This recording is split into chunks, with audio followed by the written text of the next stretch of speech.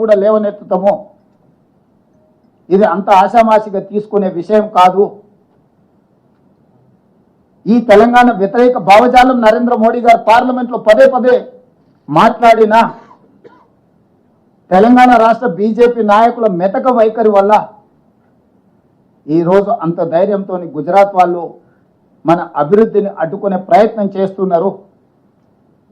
ఈరోజు పెట్టుబడులు తెలంగాణకు వస్తే గుజరాత్కు పెట్టుబడులు పోవేమో, గుజరాత్ అభివృద్ధికి కొంత ఇబ్బంది కలుగుతుందేమనే కుట్రతోని ఈరోజు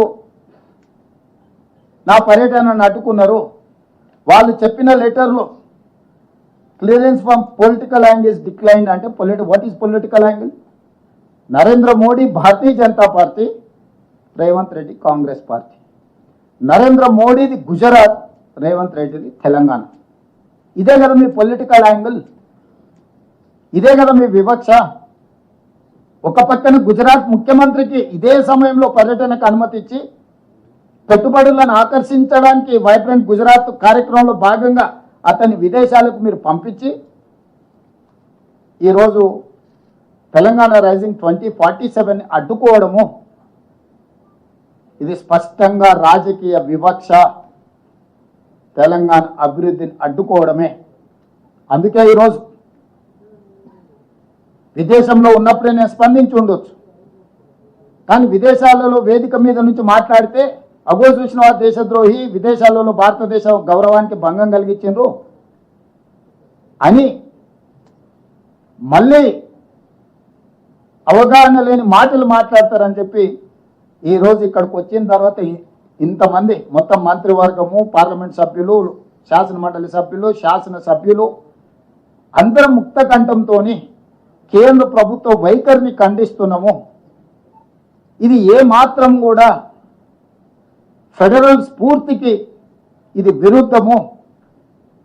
ఫెడరల్ స్ఫూర్తిని దెబ్బతీసే విధంగా వ్యవహరిస్తున్న నరేంద్ర మోడీ గారి వైఖరిని మనం అందరం కూడా ఖండించాల్సిన అవసరం ఉన్నది. అందుకే ఈరోజు నా పర్యటన అడ్డుకున్నారు, కానీ నా లక్ష్యాన్ని మీరు ఆపలేరు. అందుకే అధికారులను అమెరికాకి పంపించిన. ఆక్స్ఫర్డ్తో మన అధికారులు ఒప్పందాలు చేసుకోబోతున్నారు ఇవాళ రేపు. ఇతర యూనివర్సిటీలను కూడా వాళ్ళు సందర్శించి మన ప్రతిపాదనల్ని వాళ్ళ ముందు పెట్టబోతున్నారు. మన రాష్ట్రంలో పెట్టుబడులను ఆకర్షించడానికి అవసరమైన అన్ని ఆహ్వానాలు వాళ్ళు అందజేస్తారు. మన క్యాబినెట్లోని మీకు అందరికీ తెలుసు, Telangana rising global summit invest Telangana నేపథ్యంలో డిసెంబర్ 7, 8, 9 తారీఖుల్లో ఫ్యూచర్ సిటీలో పెద్ద ఎత్తున మనం ఇన్వెస్ట్మెంట్ సమ్మిట్ జరుపుకోబోతున్నాము. దీనికి సంబంధించిన ఆహ్వాన పత్రాలు సంబంధిత కార్పొరేట్ కంపెనీస్ అందజేస్తారు.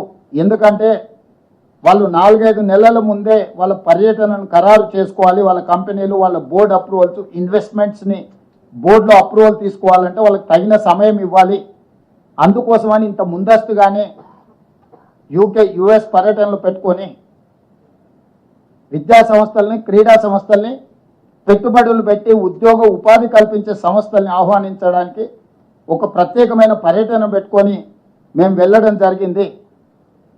చివరిగా ముఖ్యమంత్రి గారి పర్యటనలో స్పష్టత లేదంటున్నారు.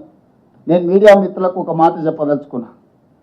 ఎనీ అఫీషియల్ విజిట్ భారత రాయబార కార్యాలయానికి సంబంధించిన అధికారులు స్వయంగా పర్యవేక్షిస్తారు. ప్రతి సమావేశంలో ప్రత్యక్షంగా పాల్గొంటారు. అక్కడ జరిగే ప్రతి చర్చను నోట్ చేసుకొని కేంద్ర ప్రభుత్వానికి నివేదిక పంపిస్తారు. మినిస్ట్రీ ఆఫ్ ఎక్స్టర్నల్ అఫేర్స్కి భారత అంబాసిడర్ కానీ ఆయన పరిధిలో పనిచేసే భారత ప్రభుత్వానికి సంబంధించిన అధికారులు విదేశాలలో ఎవరైతే ఉన్నారో విదేశాంగ రాయబార కార్యాలయం నుంచి వాళ్ళే కోఆర్డినేట్ చేస్తారు ఈ ప్రోగ్రామ్స్ అన్నిటినీ.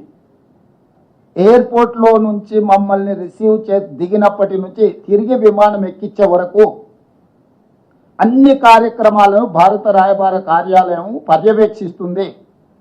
మినిట్ టు మినిట్ ప్రోగ్రామ్ని కేంద్ర ప్రభుత్వానికి అందిస్తుంది. మీటింగ్లో జరిగిన చర్చల అంశాన్ని కూడా నివేదిక రూపంలో కేంద్ర ప్రభుత్వానికి అందిస్తుంది.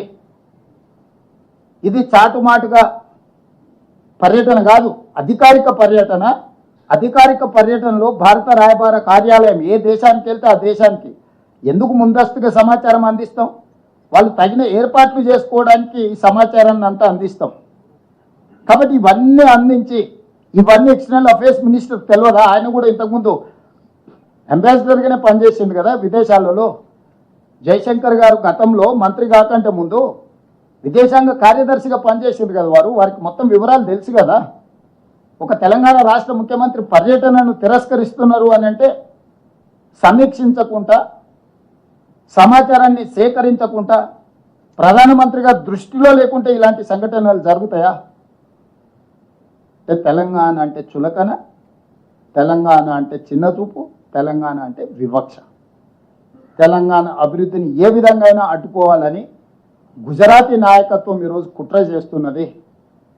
దీన్ని ముక్త కంఠంతో మేమందరం తెలంగాణ రాష్ట్ర ప్రభుత్వం తరఫున మంత్రులు, ఎంపీలు, ఎమ్మెల్సీలు, ఎమ్మెల్యేలు ప్రతి ఒక్కరూ తెలంగాణ వాదులు ఖండించాల్సిన సందర్భం.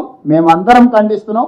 మీడియా మిత్రులు కూడా ఈ విషయాన్ని ప్రజలందరికీ చేరే విధంగా ఈరోజు మీరు ఈ కార్యాచరణను తీసుకొని ముందుకు వెళ్ళాలి. ఇది ఒక రేవంత్ రెడ్డికి జరిగిన అవమానం కాదు, 4 కోట్ల తెలంగాణ ప్రజలకు, తెలంగాణ రాష్ట్ర ప్రభుత్వానికి జరిగిన అవమానంగా భావించి ఈ విషయాలన్నిటిని కూడా ప్రజలకు చేరవేయాల్సిందిగా మీడియా మిత్రులను కోరుకుంటున్నాను. Yes, Telangana government cabinet has decided to take up